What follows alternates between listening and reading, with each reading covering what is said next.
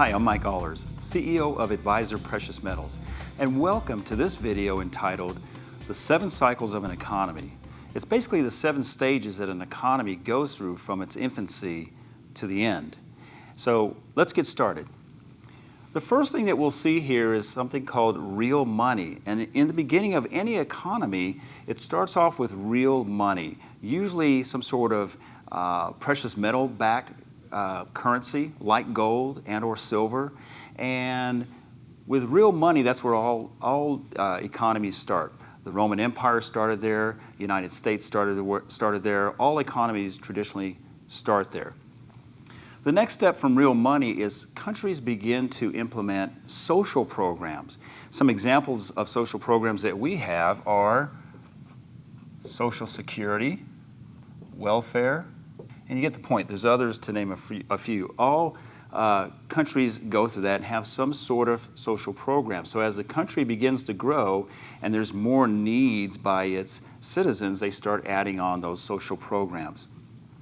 The third step is military. So as the country grows and gets bigger and you start having more citizens, there becomes a need for military to protect what the country has built. And as in with any empire or country, militaries are built. The Roman Empire was known for that, for their military prowess and being able to spread Rome's reach. Obviously, America has a pretty large military to protect our interests as well. The fourth step in the cycles of an economy is military spending. Military spending, that includes things like war. War tends to be the most costly of all ventures for a country. And when they have war, spending goes way up. And herein lies the stage where the cycle of the economy that really begins the wheels turning to lead to the next thing to go off of the gold standard. So when they do that, the reason they go off of the gold standard is so that they can just begin to print money to pay for all of the war expenditures. Rome did the same thing. The United States has done the same thing. All big empires or countries do that. They begin to get into military spending. So when they do that, they go off of the gold standard. And they go off of the gold standard so that they can begin, again, to print more money. That is real dangerous because when that happens, that is the beginning of inflation, of real inflation. It begins to take off. So off of the gold standard, we've done that twice in our country's history. The last time was in 1971 with President Nixon. If you go back and look at charts that show the amount of money that we spend, you'll see that it begins to ramp up right after 1971. Into the 80s and the 1980s, we started having bailouts, and the bailouts of the savings and loans were in the amounts of millions. And then in the 90s, the bailouts were in billions. And in the 2000s, with the recent banking problem, the bailout was 1.2 trillion. That's with a T, 1.2 trillion. So once we get off the gold standard, a lot of things start happening. We see inflation doing this because the amount of money in supply goes up, and when anything is more in supply, the value is lower, and that's what we're seeing there. So here's inflation, which dovetailing into the 6th cycle that an economy goes through is inflation. We print more money, value of the money goes down. Now, when we hear people talk about inflation on the news or on the TV, what they don't include is they do not include the cost of gas, they do not include the cost of health care, and they don't include the cost of groceries. I find that quite odd because if I was going to put together a measure of inflation, those would be the first 3 things that I would include. And if you think about it, if you were to just look around you, look at this dry erase board, even those flags, this marker, the carpet, the street outside, everything that's in our lives includes oil, okay? And gas is a byproduct of that. So just the fact that that's not included is not a good sign. So there's real inflation included in what's going on with our economy. And you can see we're printing more money, the value of the dollar goes down. Now, in a previous video, I talked about money supply, and I'll just say this, that in the first 200 years of our country, total money and supply was $825 billion. That's in the first 200 years of our country, leading all the way up to about 2008. Within the next year, from September of 2008 to the following year, we printed more than 2 times that, almost 4 times that amount of money. We went from $825 billion to $3 trillion in money supply. So what's going on there, because that's happened, is inflation is going on and it's going to continue to ramp up.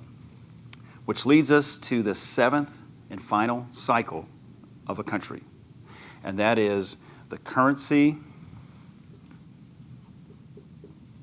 dies. When you have superinflation, eventually the value of the currency, the dollar in this case, starts to become worthless. And when you were to look back at pictures of the Great Depression, you saw people walking around with wheelbarrows full of cash. And you know what they were doing with the wheelbarrows? They were burning that for heat and keeping the wheelbarrow because it had more value than the truckloads of cash that were there. So I believe that we are right here. The dollar is not dead yet. There's some real factors that are going on in our economy that are leading to the devaluation of the dollar right now. We've printed almost 4 times the amount of money that was ever in the history of America's money supply in 1 year. And if you look at your own life, you would see inflation is creeping in, the cost of things. Look at the cost of milk, look at the cost of gas. And I believe all those things at some point in time are going to go up. So as we move along, I've written some things up here for you to write down. I hope you're taking notes here. But we've got 3,100. So 3,100, what that means is there have been 30 countries or 30 currencies that have failed in the last 100 years.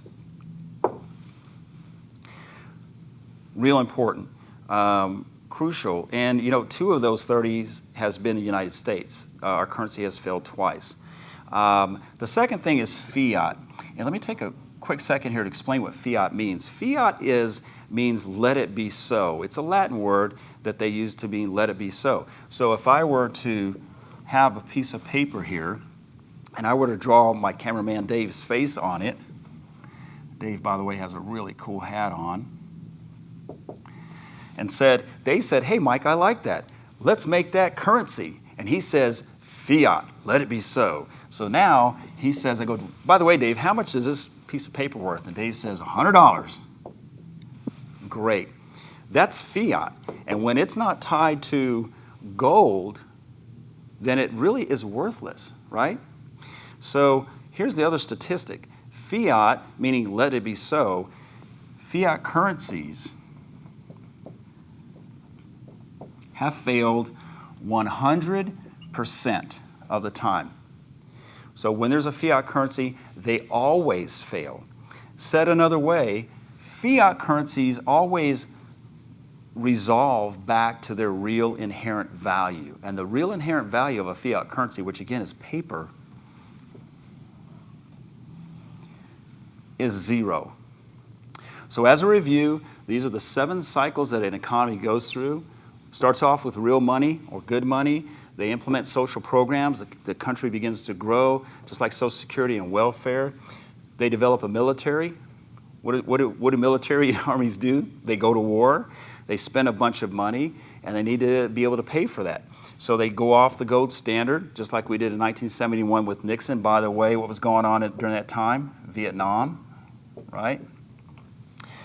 When that happens, inflation begins to creep in immediately. And over time, we've seen this kind of thing with the cost of money and inflation. Ultimately, the currency dies because we went off of the gold standard. So what does that mean to you as a trusted advisor for your clients? Whether you're a stockbroker, a CPA, an annuity producer, insurance agent, what it means for you today is you really should consider offering precious metals today to your client to help protect them against the things that we see here.